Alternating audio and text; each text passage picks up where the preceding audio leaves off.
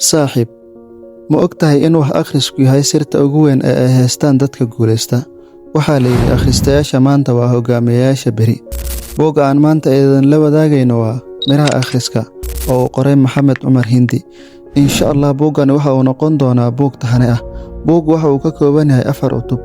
Maantana waxaan ka soo qaadan doonaa cutubka koowaad.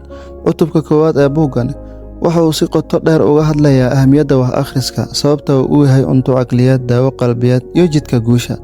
Haddaba ila joog ilaa dhammaadka si aan ogaano sababta akhriska uu qofka ugu bedeli karo hogaamiye, aqoonyahan iyo qof noloshiisa maamula. Wax akhriska iyo qiimihiisa. Akhrisku waa ficil dareemayaasha qofka kulmiya.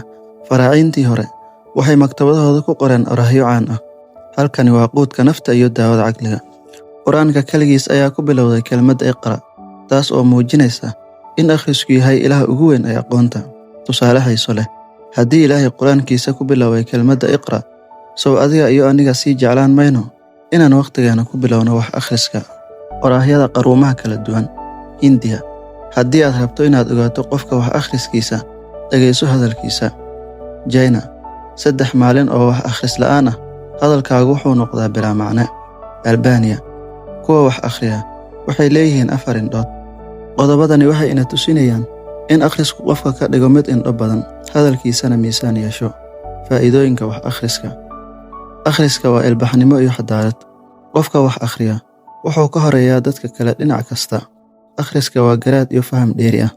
Akhriska waa waayo aragnimo.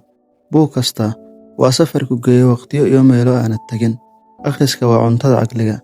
Sida jirka cunto ugu baahan yahay, aqliguna buug ayuu ugu baahan yahay. Akhriska waa cilmi kororsi iyo jahli ka fogaan. Beej kastoo aad rogto waa sida inaad la sheekaysanayso caqliyadihii ugu fiicnaa ee soo maray adduunka. Akhriska waa iska ilaalinta falalka xun.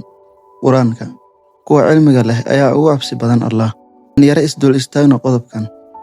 Allah subxaanahu wa ta'ala waxa uu kitaabkiisa ku sheegay cidda ka cabsataa inay tahay addoommadiisa cilmiga leh. Maxay tahay sababta addoomaha Allah kuwooda cilmiga leh u caabudaan uguna cabsadaan had iyo jeer? Qofka cilmiga leh waa mid garwaaqsada oo ogaada awoodaha Allah iyo inta awoodda Allah gaarsiisan tahay. Isha cilmiga laga helana waa akhriska. Akhriska waa calaamad nolosha lagu garto. Akhriska waa waqtiga oo si fiican loo maamulo. Haddii aad wax akhriyo 10 daqiiqo oo keliya maalinkii, sanadkii waxaad akhrin doontaa 3600 bog sanadkii. Akhriska caajiska ayuu ka fogeeyaa qofka. Sida jirka jimicsi ugu baahan yahay, ayay maskaxduna wax akhris ugu baahan tahay. Akhriska waa daawada qalbiga. Akhriska caafimaad ayuu u leeyahay maskaxda.